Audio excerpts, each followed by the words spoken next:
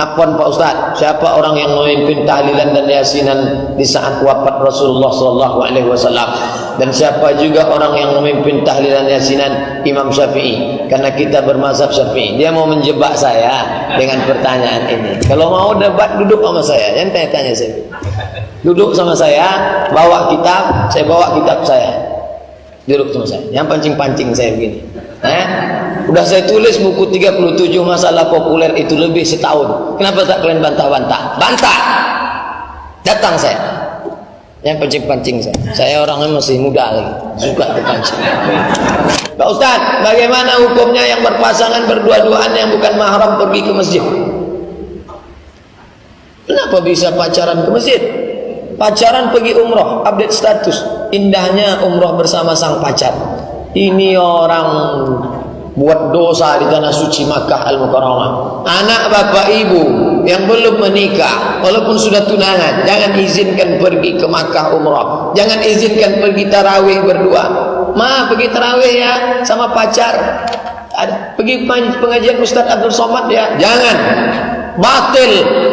La talbisul haq bil batil. Jangan campur adukkan yang hak dengan batil. Sudah menikah baru dia bawa. Saya bawa anak bapak pengajian ya. Jangan ngaji Pak, tidak. Ke masjid pakai tidak, sekali tidak.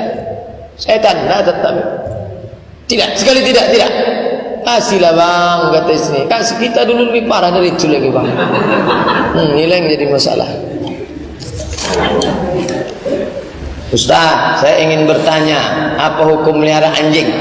Maniqtana kalban. Siapa yang memelihara anjing? Anjingnya itu bukan untuk anjing berburu, bukan pula anjing untuk menjaga ternak. Memang pencarian dia berburu rusa, bukan berburu babi. Ini sekarang banyak juga orang melihara anjing untuk berburu babi. Bukan itu maknanya.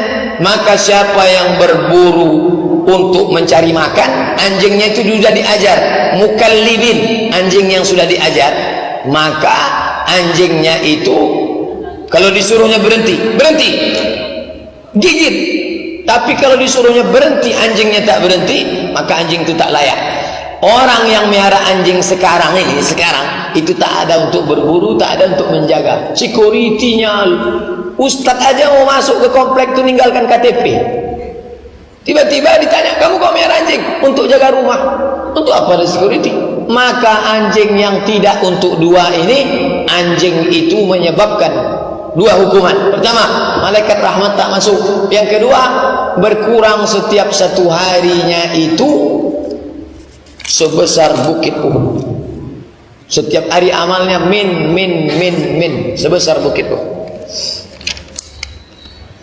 Pak Ustadz, saya udah rajin ibadah, pergi pengajian, tapi saya belum bisa menghilangkan nafsu melihat wanita. Gimana caranya? Islam tidak menghilangkan nafsu. Islam menyuruh mengendalikan hawa nafsu. Kalau ada orang mengatakan nafsu saya sudah hilang, justru berbahaya. Nafsu saya kepada perempuan ini sudah hilang Pak Ustaz, berarti berselera nengok laki-laki. Oh, ngeri itu, bahaya. Oleh sebab itu maka kita disuruh menundukkan pandangan, bukan memejamkan. Kalau pejam menabrak, tundukkan. Kemudian jangan pergi ke tempat yang memang di tempat itu banyak orang buka aurat. Ke mall buka aurat. Pagi-pagi lari-lari depan tutup, menghindar. Tapi kalau ternampak, apa boleh buat? Bukan nampak, ternampak, tak sengaja. Maka kata Nabi kepada Ali, ya Ali, la tatsbi'in nazratan nazrata. Jangan satu pandangan kau susul dengan pandangan. Kalau sudah pandang sekali, jangan kau susul. Makna jangan kau susul, pandangan pertama laka, yang kedua alaika. Yang pertama itu memanglah untuk engkau, yang kedua sudah menjadi hukuman bagimu. Maknanya kalau nampak tundukkan, bukan nampak tak berkedip. Itu maknanya. Memang ujian mata ini luar biasa. Na'udzubillah. Zaman kita, anak-anak kita, istri kita, adik kita suruh pakai baju panjang, baju kurung, baju Melayu.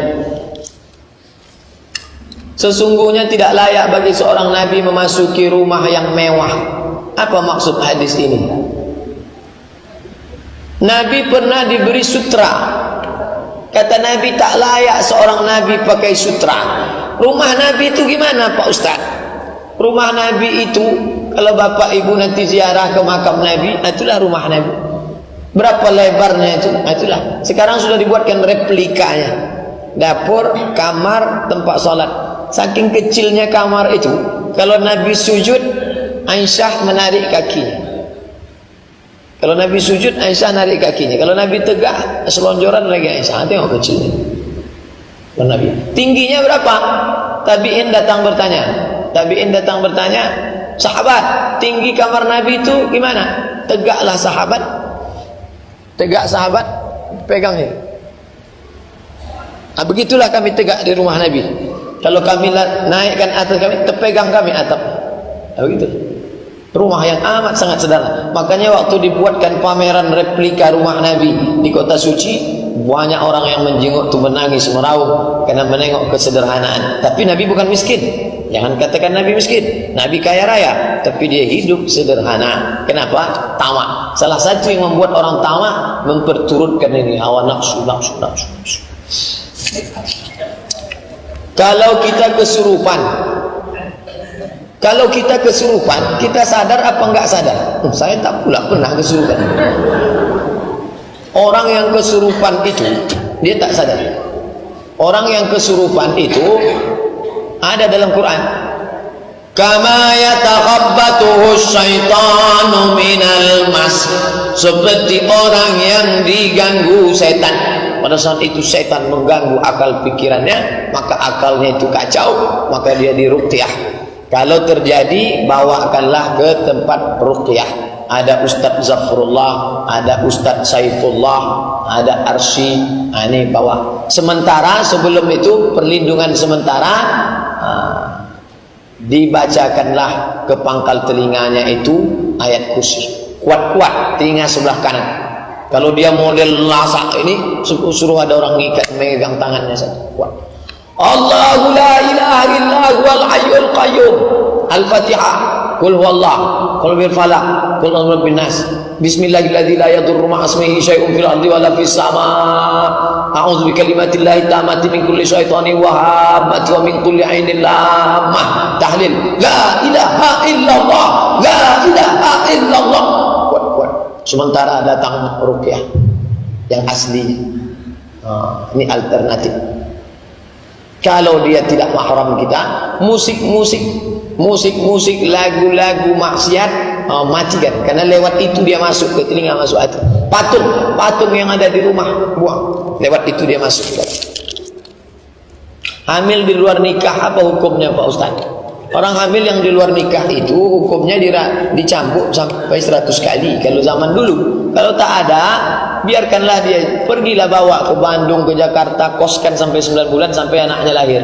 Karena kalau dia dinikahkan, itu nanti kemana-mana dosanya. Kalau dia dinikahkan, nikah, lalu kemudian anaknya itu pakai bin, bohong. Nanti akte SD bohong, SMP bohong, SMA bohong, S1 bohong, S2 bohong, S3 bohong, profesor bohong, PNS bohong, semua bohong. Bin. Anak luar nikah tak boleh pakai bin bapaknya. Nanti kalau dinikahkan, mati bapaknya, dia dikasih warisan, maka dia makan haram. Karena anak haram tak boleh dapat dari harta warisan bapaknya. Yang ketiga, kalau dia anak laki-laki, dia jadi anak laki-laki, sesudah itu lahir adiknya perempuan, diwalikannya itu tak sah, tak ada yang sah nikahan, karena dia tak bisa jadi wali adiknya. Kalau dia kebetulan perempuan, nanti setelah 25 tahun datang orang Minang, lihat dinikahkan bapaknya, aku nikahkan engkau dengan anakku, berzina juga anak itu, karena dia tak layak dinikahkan, dia mestinya wali hakim. Maka kalau ada orang mengatakan kita nikahkan saja, menikahkannya gampang, mudah, tapi efek setelah nikah itu luar biasa. Jadi gimana solusinya Pak Ustaz? Karena dulu tak bertanggung jawab, resiko lah. Carikan mana rumah-rumah kos mana, 9 bulan 10 hari lahir tanpa ayah. Gimana cara buat aktenya? Itu tak tahu, saya tanya ke catatan sipil. Gimana cara buat akte orang tak berayah? Pokoknya menikahkan orang hamil itu resikonya luar biasa. Bagi yang belum terjadi, anak kemanakan kita jaga baik-baik. Yang sudah terjadi, na'udzubillah. Yang sudah sempat dinikahkan, itu coba jelaskan yang 4 tadi. Nama tak boleh pakai bin. Nanti kalau mati tak dapat warisan. Kalau adiknya perempuan dia tak bisa jadi wali. Kalau dia anak laki-laki,